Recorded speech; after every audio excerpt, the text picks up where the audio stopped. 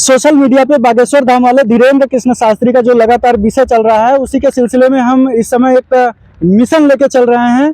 और हम कई लोगों से, कई पत्रकारों से, जो भी कई पत्रकारों से, महाराजों से, कई ऐसे नागरिकों से हम मिल चुके हैं और ये जानने का प्रयास करते हैं कि बागेश्वर धाम वाले धीरेन्द्र कृष्ण शास्त्री जो दिव्य दरबार में पर्चा लिखने का काम करते हैं, किसी की भी दुख तकलीफ, बीमारी हो, परेशानी हो, बताने से पहले ही पर्चा लिख देते हैं, तो इसके बारे में लोगों का क्या विचार है, इसी चीज़ को हम लगातार जानने का प्रयास करते हैं। और ये हमारे साथ मौजूद हैं सर, जो आर भारत एक्सप्रेस न्यूज़ के एंकर हैं। इनको ज़रा ध्यान से देख लीजिए। सर, आपका परिचय बता दीजिए अपने मुंह से। जी, मेरा नाम आदर्श सिंह है और आर भारत एक्सप्रेस न्यूज़ से मैं जुड़ा हुआ हूँ। आप में से कुछ लोग मुझे जानते भी होंगे और शायद नहीं भी जानते होंगे। जो अभी देख रहे हैं, आप सर्च कीजिए, आपको मैं मिल जाऊंगा और बिल्कुल आप न्यूज़ देख सकते हैं, हमारे साथ जुड़ सकते हैं। सर, आपका स्वागत है हमारे चैनल में, सूरज संदेश हिंदी न्यूज़ में। बहुत बहुत धन्यवाद आपका अंकित जी। हमें लगा, इनका हम वीडियो हमेशा देखते रहते हैं और काफ़ी दिन से इनको जो है हम फॉलो कर रहे हैं। और ये हमारे सीनियर, हमारे वरिष्ठ पत्रकार आर भारत के जो, सर आप भी अपना परिचय बता दीजिए।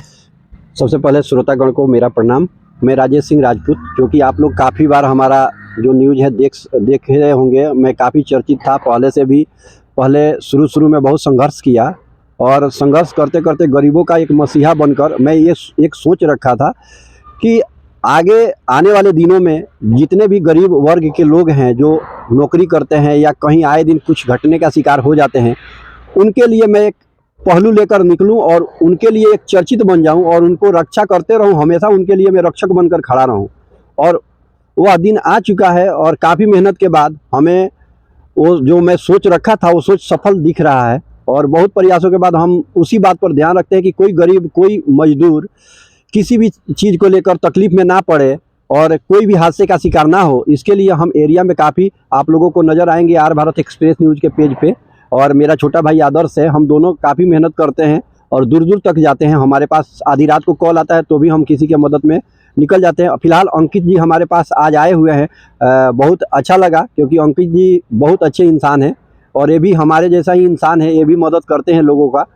तो मुझे अच्छा लगा कि अंकित जी आज हमारे घर पे आए और हम यहीं रहते हैं। और आए तो आज बागेश्वर बाबा के जो भी मतलब कि उनका जो संघर्ष है वो भी बहुत कुछ आगे संघर्ष किए हैं, जो कि आप उनका भी न्यूज़ देखे होंगे, काफ़ी सोशल मीडिया पे वायरल है। तो आज उनके बारे में चर्चित करने के लिए हमसे अंकित जी आज यहाँ मिलने आए हैं। और अंकित जी बहुत बढ़िया जो सवाल उठाते हैं, बहुत देश के लिए बहुत ही अच्छा गर्व की बात है, क्योंकि बागेश्वर बाबा जो आज कर रहे हैं पूरा देश देख रहा है, हर चैनल पे आज वो छाए हुए हैं। तो अंकित जी भी बहुत मेहनत कर रहे हैं। उन्हीं का जो सवाल है सब के अंदर से उनके बारे में ढूंढ रहे हैं कि किनके अंदर में कितना उनके लिए वेस्ट है और सनातन धर्म को लेकर कुछ लोगों के मन में क्या चल रही है, इस बात को सच दिखाने के लिए हमारे बीच अंकित जी आज भी उपलब्ध है और काफ़ी लोगों के बीच में उपलब्ध रहते हैं। महाराज जैसे कि बड़े बड़े विद्वान पंडित महाराज जो होते हैं उनके पास भी जाते हैं, बड़े बड़े नेताओं के पास भी जाते हैं।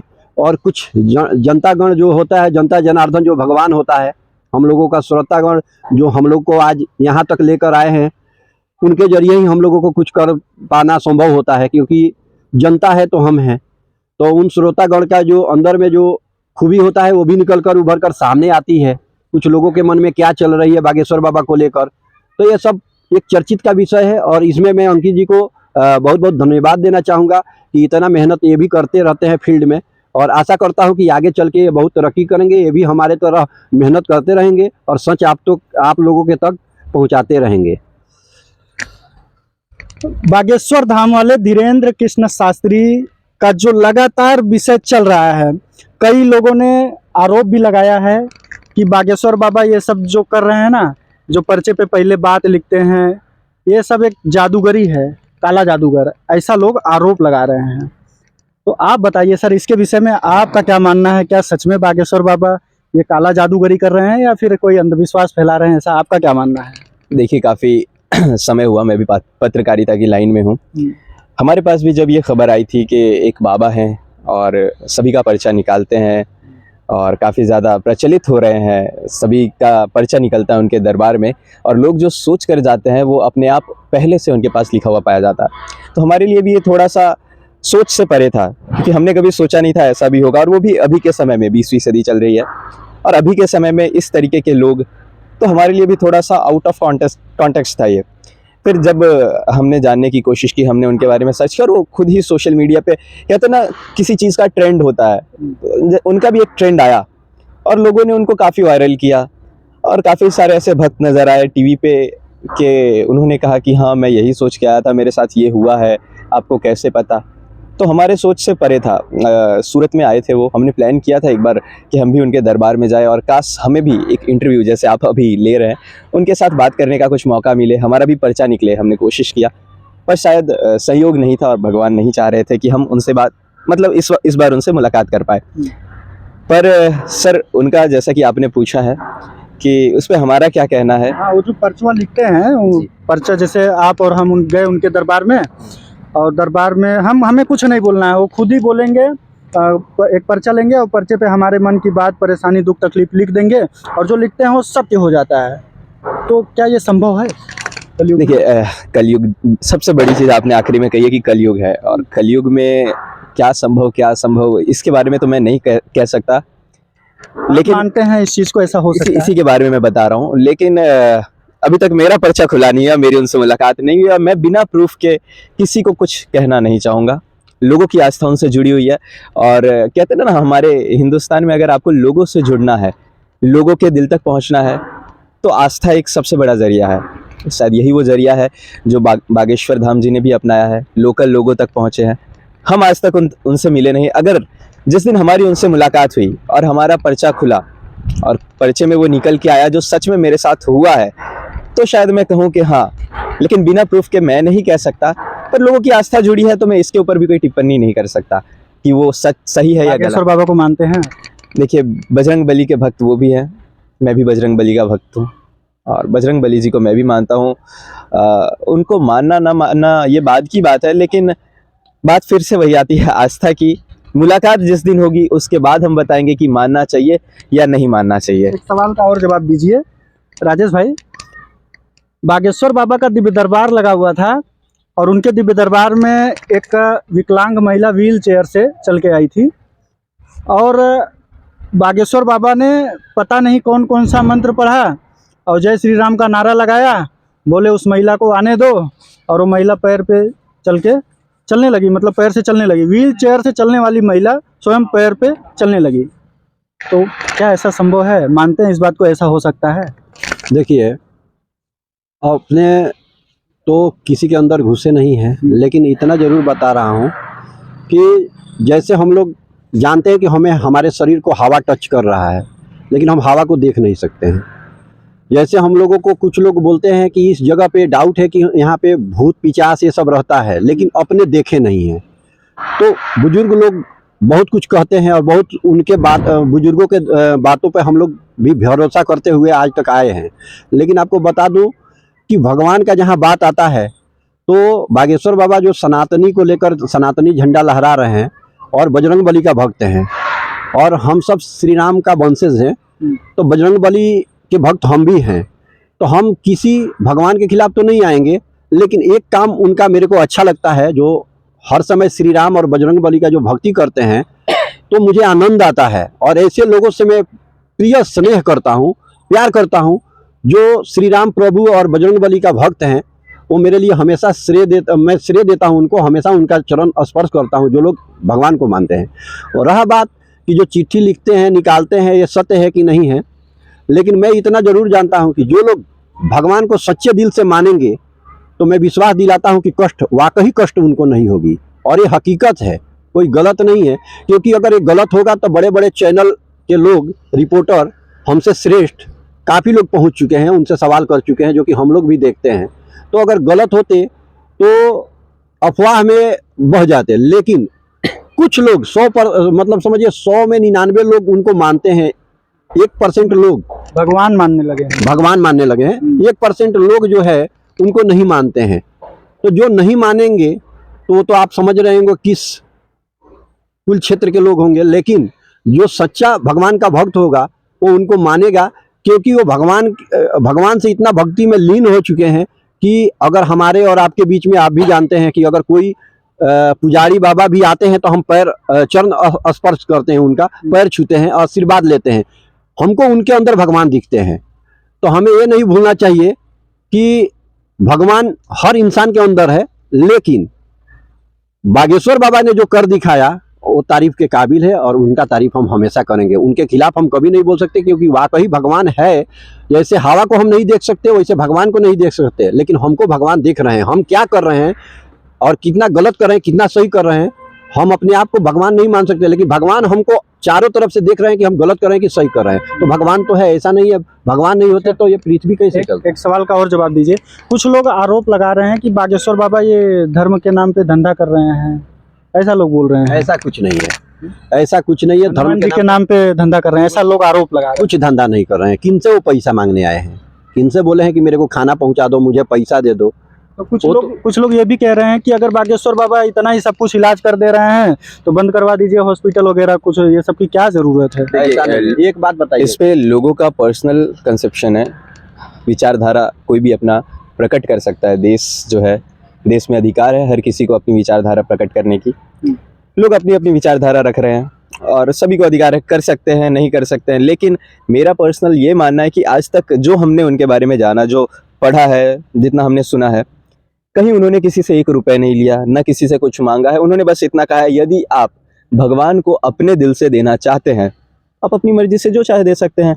मैं अगर किसी से शिक्षा लेता हूँ, हम सनातन धर्म से हैं, हमारे यहाँ ये प्रथा चली आ रही है कि हम गुरु से जब भी कुछ सीखते हैं तो हम गुरु दक्षिणा उन्हें देते हैं। तो यहाँ बागेश्वर धाम भी तो वही कह रहे हैं, वहाँ पे इस मामले में वो यही कह रहे हैं कि अगर आपको लग रहा है कि हाँ आप यहाँ आकर के खुश हुए, आपका जो था वो समाधान हो गया, तो आप अपनी मर्जी से जो चाहे मुझे गुरु समझ के गुरु दक्षिणा दे दीजिए। मैंने ये तो कहीं नहीं लिखा कि आप मुझे जानबूझ के आप आए हैं तो इतना दान दीजिए ही दीजिए, और ये बिल्कुल सही है। और रही बात आस्था के नाम पे खिलवाड़ करने की, लोगों का ये कहना है, ये वो लोग हैं जिनको तकलीफ हो रही है शायद कि जो सनातनी है वो जग रहे हैं, सनातनी इकट्ठे हो रहे हैं। और ये उनका सबसे एक खास चीज़ मुझे उनकी पूरे मैं उनका पर्सनल तो नहीं जाना चाहूँगा, सच है कि नहीं है ये बाद की बात है, लेकिन जो सबसे अच्छा काम उन्होंने किया है वो सनातनियों को इकट्ठा करने का किया है, जागरूक करने का किया है, जो अभी के समय में सबसे ज़्यादा ज़रूरी है। अभिषेक जी, मैं ये बोलना चाहूँगा, आपने बोला उसके बाद मैं सवाल के घेरे में हो चुका था। मैं ये बोलना चाहूँगा, जैसे कि आपको बताया था कि जैसे वायु जो हवा चलता है उसको हम नहीं देख पाते हैं, बराबर, लेकिन वायु को जो काम है वो करते हैं। हवा भी हमारे लिए ज़रूरी है, खाना भी हमारे लिए ज़रूरी है, नहाना भी हमारे लिए ज़रूरी है। जैसे पानी का इस्तेमाल करना हमारे लिए ज़रूरी है, वैसे हवा भी हमको चाहिए। सभी चीज़ों को मिलाकर चलना पड़ता है। वैसे जो बागेश्वर बाबा का जो सवाल किए थे उसमें भी मिलाकर चलना। कुछ लोग ऐसा कह रहे हैं कि बागेश्वर बाबा अगर इतना ही अच्छा काम कर रहे हैं तो ये सब हॉस्पिटल वगैरह की क्या जरूरत है? ऐसा कुछ नहीं है, हॉस्पिटल की जगह हॉस्पिटल काम करेगा। आपके ताती थैया विस्तार में ही मैं आया था तो ऐसे हमें मिल गए थे। देखिए, तो ऐसे लोग हैं जिनको सनातनी से थोड़ा नफरत होता है, जो कि नफरत में वो कुछ भी बोल सकते हैं, वो कुछ भी बोलने को तैयार है। लेकिन आप सोचिए, हमको अगर सिर्फ खाना दिया जाए तो क्या हम बिना पानी के रह सकते हैं? हमको पानी की भी जरूरत है। दवा के साथ दुआ जरूर चाहिए। हाँ, ये तो बागेश्वर बाबा भी यही कहते थे, दवा के साथ दुआ जरूर चाहिए। और हम भी यही बात बोल रहे हैं, हम दिन भर जय श्री राम जय श्री राम जय श्री राम करें और किसी गरीब का गर्दन दबोचें, किसी गरीब को मारें, किसी को सताएं, किसी गाय को गौ हत्या होता है वो करें, किसी जानवर को मारें, किसी अनजान मतलब समझिए लोग ये सब चिकन वगैरह ये सब खाते हैं और मार के हम खाएं और जय श्री राम का नारा लगाएं, तो क्या हमको फल सकता है? कुछ हो सकता है? आप ही बताइए। तो है, भगवान आज भी है। सच्चे मन से अगर आप भगवान के मानते हैं तो मैं सच हर समय बोलता हूँ, मैं कुछ नहीं करता हूँ, मैं कभी आपको बता दूं, कभी अगरबत्ती नहीं दिखाता हूँ, लेकिन दिल से गरीबों का सेवा करता हूँ और दिल से भगवान को अंदर से हृदय से जय श्री राम का नारा लगाता हूँ और एक ही बोलता हूँ कि मुझे शक्ति इतना देना दाता कि मैं मतलब जो आप सुने हैं ना कि मन का विश्वास से कमजोर होना, चलो नेक राह पे हम भूल कर भी हमसे भूल होना। वही मैं सिर्फ यही भगवान से कहता हूँ कि भगवान अगर गलत भी हो रहा हो मुझसे तो गलत मत होने देना, सही राह दिखाना मुझे।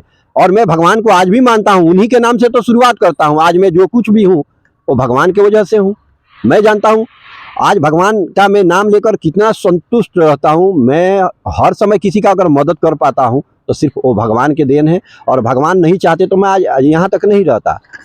आसाराम बापू को भी इसी तरह लोग भगवान समझने लगे थे और वो बलात्कारी निकला।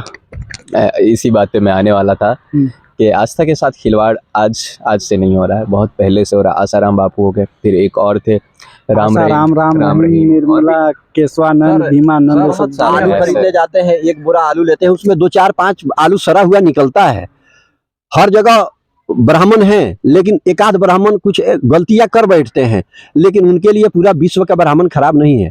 अगर हम एक बोरिया आलू लेते हैं तो उसमें से 4 5 आलू अगर सड़ा कटा गला निकल जाता है तो हम पूरा बोरिया का आलू कचड़े में नहीं फेंक देते हैं, सिर्फ वो कचड़ा जो है वो निकाल कर फेंक देते हैं। सही है, लेकिन भरोसा करे तो किस पर करे? भरोसा तो करना पड़ेगा। जैसे कि हम क्या बोल रहे हैं, आपको तो भरोसा इसलिए करना पड़ेगा कि आदमी, आजकल इंसान इतना होशियार हो चुका है कि इंसान इतना परख लेता है कि कौन आदमी सच्चा मन से सेवा कर रहा है और कौन आदमी मीठा मीठा बातों में हमको मोह रहा है।